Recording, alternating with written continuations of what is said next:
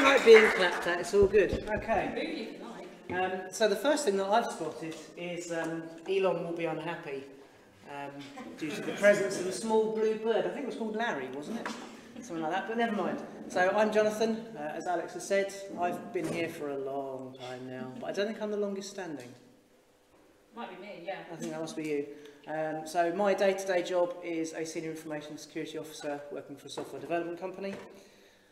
And that keeps me very, very busy, as there are all sorts of things going on, and then someone will drop something on my desk and I'll be going, great, thanks guys, there goes the entire plan for the day.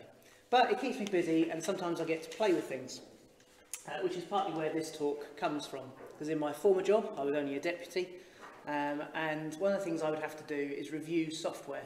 They'd go, we want to install this, can you have a look? And I'd take a look, and then we found some of the stuff that I'll be showing us this evening.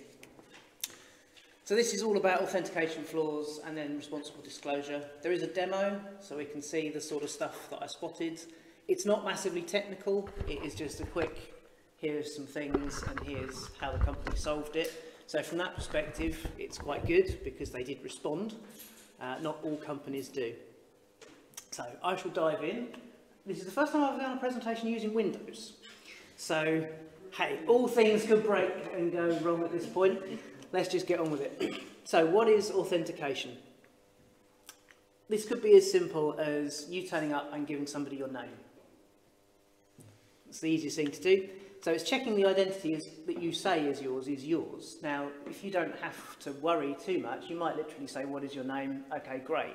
That could be all you require. But typically, in computing at least, we want a username and a password, don't we? And we've all seen them, and we've probably all got hundreds of passwords, and nobody likes it, but they're not going anywhere anytime soon. We could also ask for some independently validated documentation. So you might want to see someone's passport or their driving licence. Pubs do that quite often to validate your age.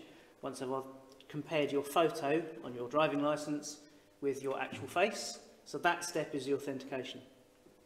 And as I say, often in computing, it's username and password. There are things like passkeys coming along and extra steps these days, but for the purposes of this, which was part of the problem with the system, it will just be a username and password that we're interested in. Some example flaws that we can have with this. You could just have an authentication bypass. You can get around the check. So if we're talking physical world, it might be everybody has to go through the front door where they are going to get asked, what is your name? And someone will check. You could equally just go around the side door where people pop out for a cigarette and nobody checks when you get there. So that would be an example in the real world of authentication bypass. In this case, we'll have a different look at that. It might be that you forget to check and somebody turns up to a system and it just works. And I am guilty of having built one of these in a system I was working with. I went and put a whole set of stuff together, some bits of the system, absolutely checked who you were, and other bits, as I found when I was running some tests, didn't. Unfortunately, the system was published by that point, so it was in a mad scramble to go and sort that out. It was nothing too big, you couldn't see anybody's data. You could go and create tags and topic names and things like that. So that was a bit of a problem. Equally, you might not tie the identity database to the system. And what I mean by that is if you've got an application, if you want to check access to that application, you need to make sure that when somebody goes and puts their details in, the thing you're protecting is the thing that answers. If you just have it so that it goes off somewhere else and checks, and there's nothing tying those two together, if you get a green light over there and an OK, you're in. And that was part of the problem, as you'll see in the demo. And there will be other flaws to do with authentication. We're not going to go into the whole gamut of those this evening, but they do exist. This isn't an exhaustive list, and quite why I keep looking there when it's here as well, I don't know. Authorization. Related, I've done it again, straight away. Authorization is related to this, it's the next step. So authentication is checking you are who you say you are, and authorization is checking, are you allowed to do this thing? So in our case here, if you're on Alex's list, you are authorized to have a free drink at the bar. Hopefully everybody knew that already, and if you didn't, I'm sorry Alex, I've just gone and stiffed you for a few extra drinks. So it might be that I've logged into a system and I want to create something or I want to edit it. And if the system's coded correctly, it will check that you are authorized to do that. Alternatively, it will miss it entirely. And the flaw that I mentioned before, which didn't check your authentication, didn't check your authorization either. So I really stuffed that one up and fixed it fairly quickly. So if your name is on the list, you might be authenticated, and then you can check for authorization after the fact. And some authorization flaws. They're not the focus of this, because I didn't need to go that deep for this bit of research. But it could be not checking at the point of use. So you've got to a system, and the system goes, well, you've got here, you must be good. And as simple as that. And in the physical world, it might be a case of, as soon as you're in the building, you can get in every room. The fact that some rooms are marked private, if it doesn't check, if it hasn't got an extra swipe, or you can walk straight in, then that wouldn't be checking. That would potentially be an authorization flaw there, because it's not checking. Equally, you get the TOC 2 problem, which is this bottom one, time of check versus time of use. And that's where a system, when you log in, will check, yeah, okay, you're allowed to do these things, and then a little bit further down the line, you go and do those things. Now, if it's been designed well, it will go, okay, you were allowed to do that a minute ago, are you still allowed to do it? And it will go and check. And that protects against scenarios where, say I'm an admin, I log into the system, and then Alex goes, don't like Jonathan, we're going to fire him in a minute, take all of this access away. But if the system doesn't check that, and then I go and try and do an operation, it will still succeed, because when I logged in, I had all the access that I asked for. The fact that when I went to perform my action, it had been taken away, it might never check. So that's the TOC 2, time of check versus time of use. So the scenario we're going to look at this evening, this particular example, I was asked to review an application that managed door access control systems, so sort of the fobs that you swipe to get into a building. And in order to make changes to fobs, and it was to the fobs, not to the doors, which was a bit bizarre because it's the wrong way round, but in order to make a change to the fob, you had to log into an application, and then you would tell the fob which door were you allowed to use. There's a few problems with that in itself, because if I lose a fob, I can't kill that fob. Someone can pick it up and use it. In a well-designed system, you want to tell the door the fob doesn't work anymore. But this system was the wrong way around. So in the system that we're going to look at in the lab, we've got 3 doors. We've got a front door, Alex's lab, there you go, and a restaurant. Wouldn't you like a restaurant next to your lab? Yeah, there we go. So that is in the system, which we can see is down here. It's Pro AMS 3.8.0.0. Nice long version number there. So what we're going to do in the first demo is we're going to have a look at the database folder, and as long as I haven't broken my virtual machines, we will see 2 files, accesslock.acdb and codeharbor.acdb, and I'll explain what those are in a minute. And those are the 2 important files here. The actual piece of software itself interacts with those, and that's where we find the flaw. So let's pop over to the demo. So I don't know what that's like at the back for you folk. So here is the application. Lovely. It has actually suggested this password for me. I didn't type that in. It's gone and provided that. So let's just try that first of all and see what it does. It might be. So that password is wrong, which is reassuring, because that's what I'm expecting it to be. So let's go and whack in. If I've typed correctly, there we go, we're in. And we can see we should have some doors, which when you've zoomed to 125% doesn't really show very well, does it? So there we go, front door, Alex Lab Restaurant, they're all in here. We can add a door if we want and do bits and pieces. I'm going to zoom that back out so I can get out of here. But really I'm taking you in here at this point to show you that what we're about to see is still this copy.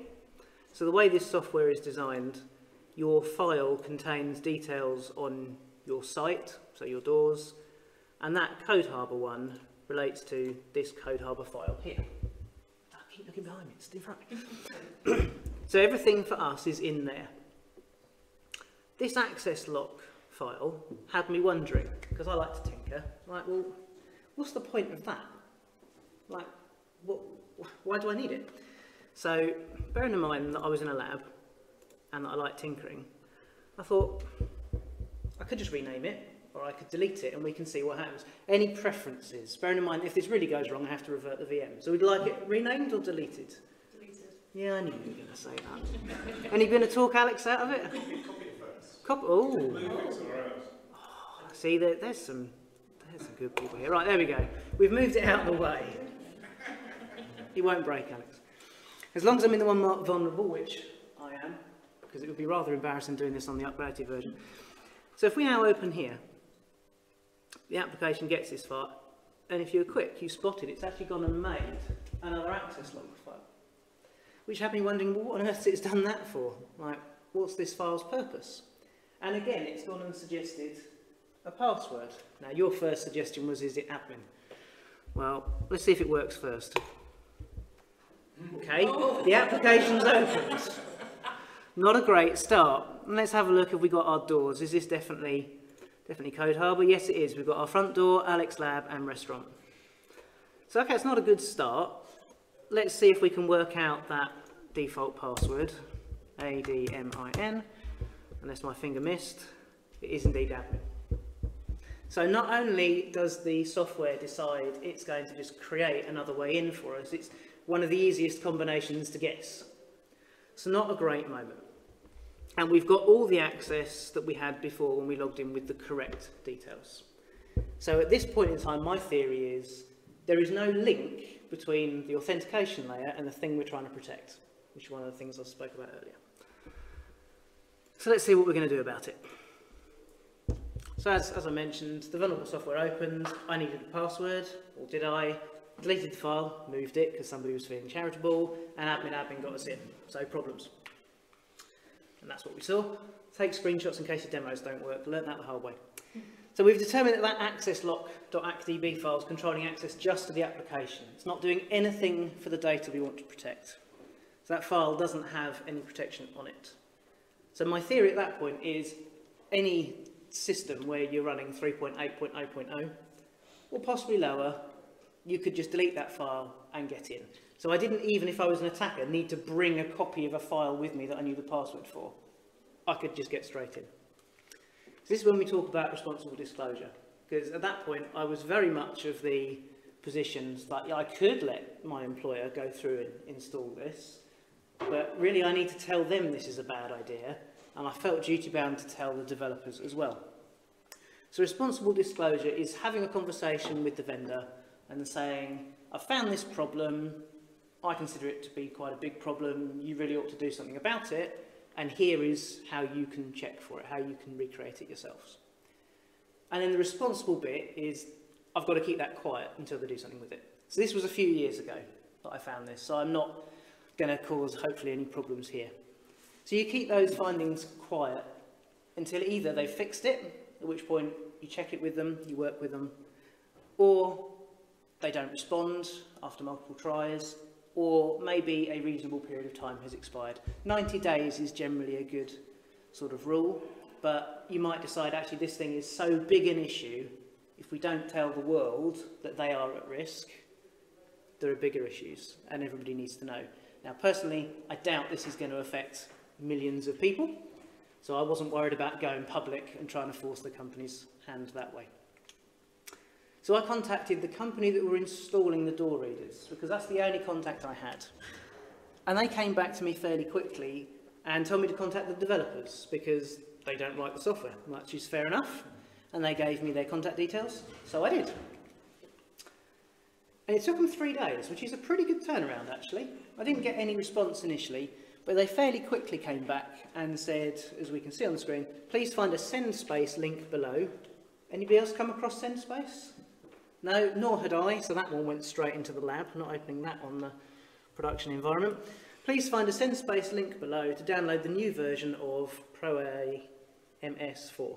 This alters the database structure so that the site password is stored within the database for that site and not in the separate access block pot.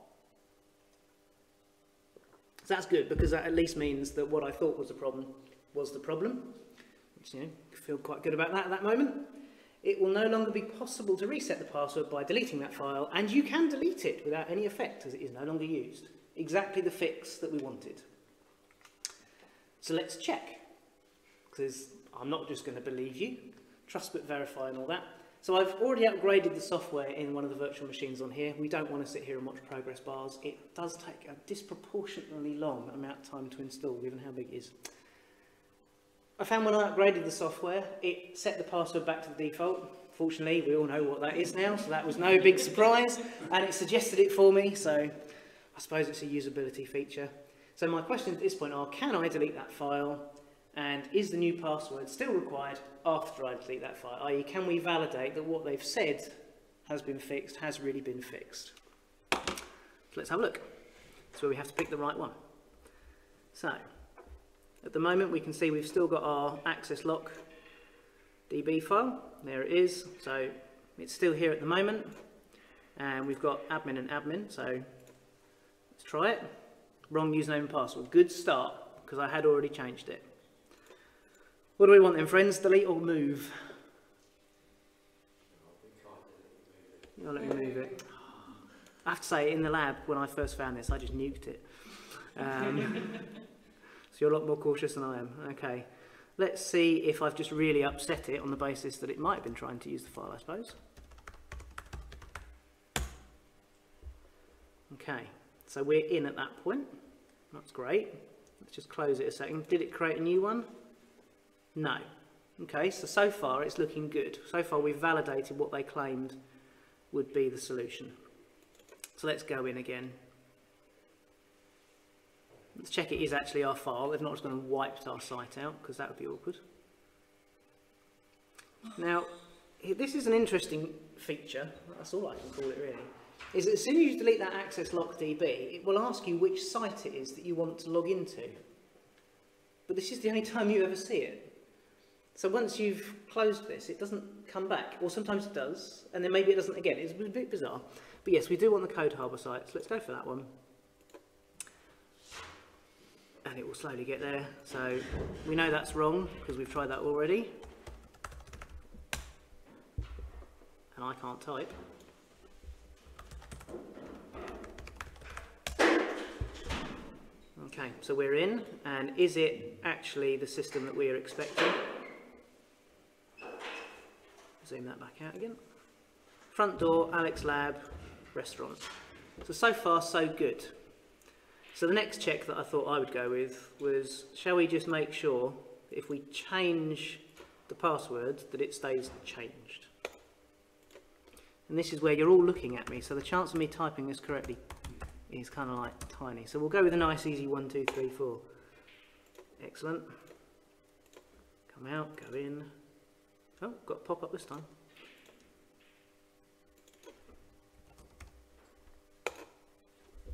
So that's looking pretty good. It looks like they have indeed fixed it. So I went back to them and I let them know. So that's a bit earlier than I was expecting, so that's not bad, is it? So what have we covered? We've covered the fact that authentication is checking identity. It is making sure that when you claim to be somebody, you are that person. Now, nobody's ever actually here checked that I'm definitely me, so I could be pretending to be Jonathan at every talk I've ever given for you, Alex. But there we go. I got away with it. Authorization is checking that identity, that digital piece in our case, is allowed to do whatever it is they're claiming to do. In that software, in theory, you can create admin level users, you can create reporters. I wasn't interested in that because by the time I'd found a big glaring hole, it was kind of a, well, let's just get them to fix that first. If we've got an authentication flaw, we can get around that authentication step. It might be that it never checks, that it doesn't tie the two systems together. And in this case, it didn't tie them together. And certainly old versions of Windows didn't necessarily tie things together either. Although on some early versions of Windows, you could just press escape anyway. I practiced some responsible disclosure in this case. I went and said to the company, you've got this problem. They turned around and said, okay, we fixed it. And they had. And good vendors will actually have a dialogue with you. I don't know if anybody follows Troy Hunt on Twitter. I'm not going to call it X. But he will quite often say, has anybody got a security contact at, and name a company? Because he's tried reaching out and they haven't got in touch. And a lot of what he does is get information about breaches. He then has to try and tell a company, by the way, you've got problems. And a good vendor will work with you, or they will declare to you quite easily on their website, if you've got a problem, or you find a problem, please tell us, we really want to know. This is how you contact us. And you might get some money. I didn't get any money, and I didn't get a t-shirt. They just happily said thanks, and that was it. And it's not like I did it for the money or the t-shirt, but t-shirts are handy. But a bad vendor, now somebody was talking about this earlier, Was it you when we were out the front? I can't remember. Sometimes a vendor just won't engage. And that's when you've really got to think, well, how severe is this thing that I've found? Can I force their hand? Do I go to the papers and say, there's this really big problem and it's affecting millions of people, and give them a heads up, because they might not like the bad press, at which point they might get in touch? Or do you just sort of sit back and wait for it to fester a bit? And it's a really fine line. And I've only found 2 things, and I've always gone to the vendor and they've always responded, which is really nice. But I know other people that do this a lot more often than I do. They don't always get a response. And that's when they really have to start playing the social media card, trying to find somebody that can do it. So hopefully that was interesting. I'm glad the demos worked, because that's always tricky. Any questions? I have one, but I think it's a probably really stupid question. But the actual, you know, the lock farms that you're showing, are they access database files? So I haven't looked at it yet. I reckon they are based on their extension. How old is this software? Let's find out! Sorry, I'm not learning at all. It's been bugging me the whole time. Did you actually do something like this in 2022? So the latest version came to me 2021. Have we got any digital signatures on this? So the broken version was released on the 13th of January 2021. Okay. So, I mean, it looks old, doesn't it? Yeah. It doesn't look like it follows any modern design practices. Modern retro, definitely modern retro. So, yeah, I reckon they are access database files. In fact, hang on. Oh God, you have them. I haven't got access on here. I did toy with it and I couldn't get the disk, but it is a standard ACE database, which sounds like an access one to me. I haven't played with that yet. I wondered too. So the question was, is it encrypted, was the question. If it's access and it's encrypted, it's very easy to break. Yeah. So is that going to be your next talk? Yeah, that could be my next talk. We can come back to that. I mean, looking at that file, it does look like junk, and it doesn't look really obvious, but then that's probably just because it's an access file.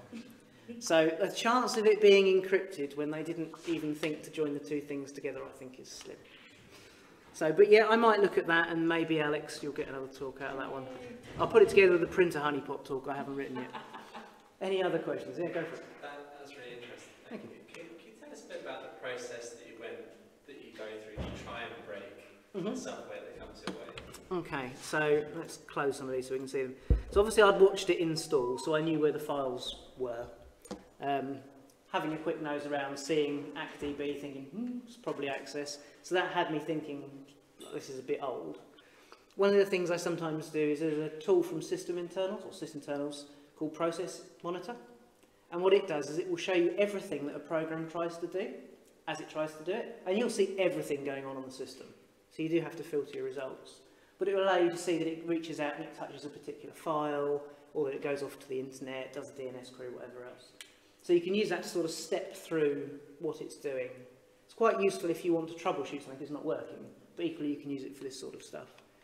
But a lot of it's just curiosity. So I've seen it create 2 files. Why are there 2 files? So I started playing with it. I don't tend to use any of the big tools like Gida where you can drop a file in and it will break it down and show its flow. I've never needed to because I'm not focusing in research. But a lot of it is just curiosity, and if you've got a lab environment, you can just go and break it. I actually broke this virtual machine before the talk and had to roll it back because I tried to make it bigger and the whole lot ended up about that size. But it was bigger for the actual icons. You just couldn't do anything else with it. So it's a curious mind, I guess, more than sort of, what's the word, disciplined pattern. Yeah, that's the thing, isn't it? Because you quite often don't realise what the problem is, and it's just that tinkering around. Yeah. Until you break it, thing that actually makes you arrive at what the problem was. Yeah, find the problem, play with it, and go from there. Yeah. Absolutely. Anything else? Am I getting off light? That's what you were talking about earlier about ancient-looking software. So I work in a company at the minute. They've got some ancient-looking software, and they've just upgraded to Windows 10. Wow. However, it's really good. But the thing is, it's a control PC that's connected to a CT scanner. That CT scanner is 35 years old. So when the PC was first created, it was probably running So it's very just DOS built, to be honest. And they never upgraded it. And it's a massive security problem and security risk because you've got a completely secure network that's got a load of machines sitting on it that have got no security because there aren't any patches for them. So you have to have a completely separate network, and it's that sort of problem as well you get, and that authentication element all fits into that too. Yes. So it's a problem with virtual software, often with the software that's been written for purpose. I was working in a company, 5 years ago, 4 years ago, no, 5 years ago, that had only just encrypted the passwords in the database. So they were plain text passwords up until about 2017, I think it was, they were plain text passwords in the database. So if they hadn't access, You were in. you were in having access to the database, you could impersonate anything. I'm not going to repeat all of that for the recording because I will be here a long time. Alex was sort of looking at me like, how are you going to repeat that one? So the summary for the recording is that old stuff doesn't get patched, which is very true. And in fact, one of the questions I put when I'm interviewing a candidate, so if any of them are looking and watching this recording, they'll hopefully get something right. One of the questions I give them in the interview is, you've got two vulnerabilities. One is a critical vulnerability where the system has got no patches and it leaks data like a sieve. But it's kept in that room, it's not on the network, and in order to actually get to that system, you've physically got to sit in front of it. It's got no network access. Or there's this medium severity vulnerability which is on the network and it does something less. And the question to the candidate is, which one do you need to fix first? Applying your knowledge of the environment, which one is more important? And the answer is the medium one, because you can get to the medium one. You can't get to the critical one, because it is in that room, you have to physically sit at it. And hopefully, if you've got to physically sit at it, somebody has at least checked your pass on the way in, or you've got the key. Not always the case, but it sort of ties in with the old stuff. Quite often is, like you say, it's put on a system, it might be on the network, but hopefully it isn't, and it just sits there. And then upgrading it is a pain. And I bet that scanner, CT scanner, cost a lot of money, so they don't want to replace it. About £1 million. Yeah, I don't have that lying around. 5 of them? Well, yeah. Yeah. So if you're not going to upgrade a system, you've got to isolate it somehow. But we did find out they were using USB sticks to transfer data from one environment to the other. Again, it's pretty safe because it was in a completely secure environment, however. Not great. Not great. It could go horribly wrong. Or you get someone's wrong results. We fixed that hole. Did it involve glue to fix that? By just like gumming the ports up? Large mallet. I like it. Any other questions? Did I get away with it? I think I got away with it. Well, thank you very much, everyone. Hopefully that was interesting.